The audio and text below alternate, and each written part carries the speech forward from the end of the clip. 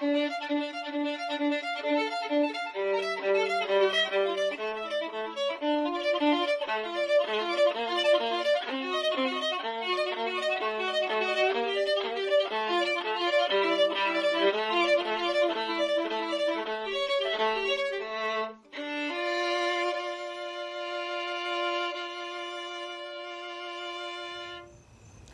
my friends.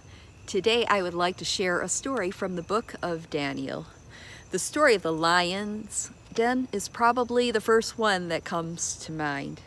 Great story, but today I'd like to talk about 3 godly men who bravely walked through the fiery furnace. Thank you for spending the time with me as we visit this wonderful story together.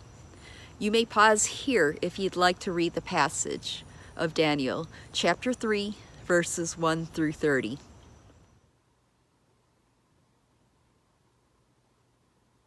Let's start with a quick backdrop. Who was King Nebuchadnezzar? Nebuchadnezzar. What a great name. But he was not a very nice guy. King Nebuchadnezzar had besieged Jerusalem, captured the king of Judah, and stolen all of the articles in the holy temple. Among the Israelites captured, he chose 4 young, capable men to learn his language, the ways of his culture, and serve him. Daniel stood out among these 4 and was promoted to rule over the province of Babylon. The remaining 3, Shadrach, Meshach, and Abednego, were appointed as administrators. Nebuchadnezzar was a ruthless man. But did you know he also had an ego? Which is why he was so angry at these 3 when they chose to obey their God over him. His arrogance was fueled by wealth and power. But it wasn't just kings who were materialistic and destructive in their thinking. Gold and idolatry together had turned hearts away from God. Remember when Moses went up to Mount Sinai to receive the 10 Commandments? He was gone for 40 days, and the Israelites whom he led out of Egypt got scared. So in his absence, they swapped out their God for the golden calf. Deep down, they knew that it was all bull. But they wanted to worship something visible and tangible, even if it was not their real God. Shiny, instant gratification. You see, throughout history, the mindset of men was materialistic. Less was not more, and anything big, bright, flashy, and new had to be better. King Nebuchadnezzar also built an idol out of gold, but this one was 90 feet tall. Now, I'll admit that sounds pretty impressive. King Nebuchadnezzar thought so. So much that he declared this to be his new god. He invited bigwig politicians to attend its dedication. He even hired an orchestra to sound a signal for everyone to bow and worship this monstrosity of gold. And if they refused, walk through the fiery furnace. What's all this about? His need for God or his ego? A church leader once told me that an idol can never be greater than you, its creator. How can it? To me, it seems Nebuchadnezzar was self-serving. Having people bow to a god that he himself created was an ego stroke that surely made his day. So when Shadrach, Meshach, and Abednego refused to do this, it was a royal slap in the face.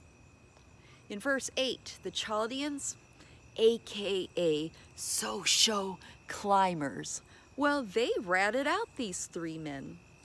The king was furious with rage, but he gave them one final chance to bow down to his idol instead of dying in the furnace.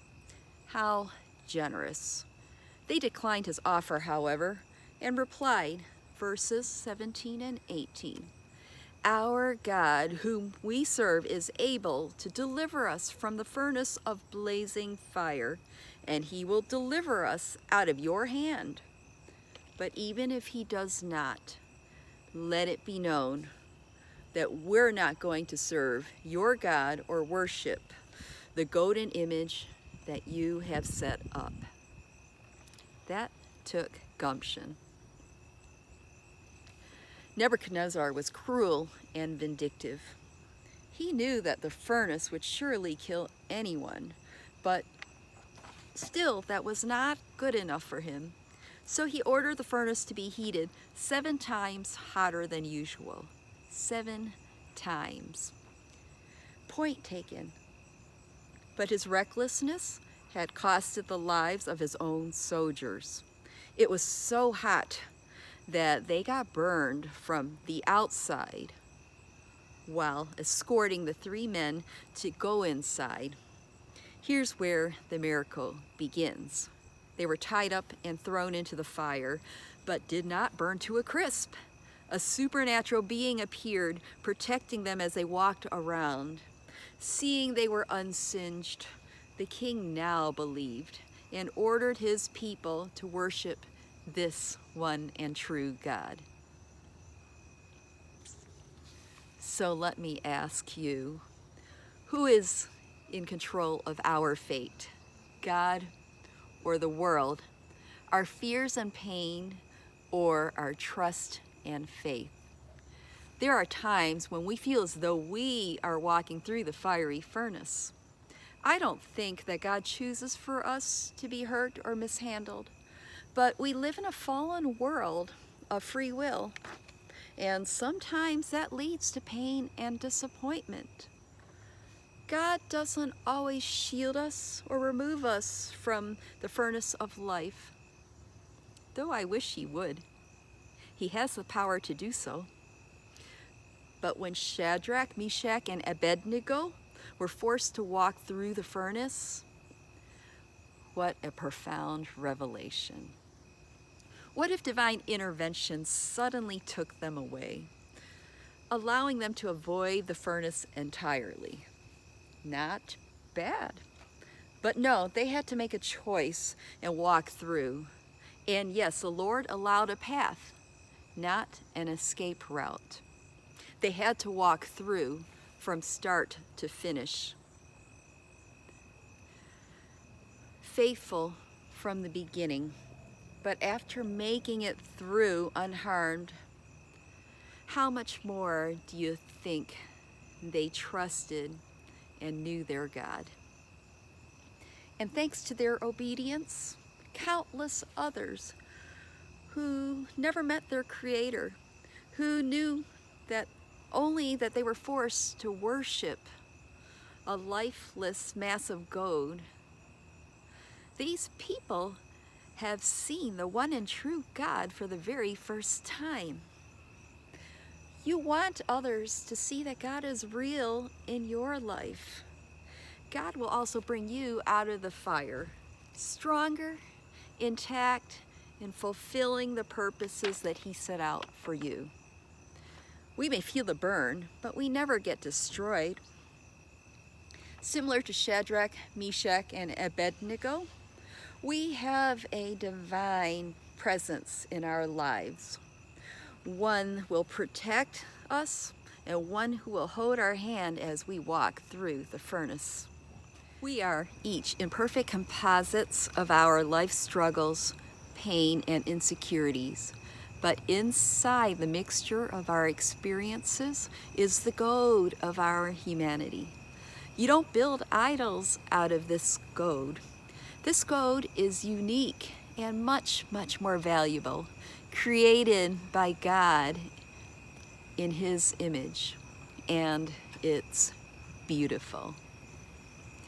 When God holds us over the fire, the metallic composite of our superficiality, dirt, impurities, they will all melt away, leaving the very best intact. It's hot in there. Still, walking with God in trust and obedience. That is when the very, very best parts of you will shine through. God bless you.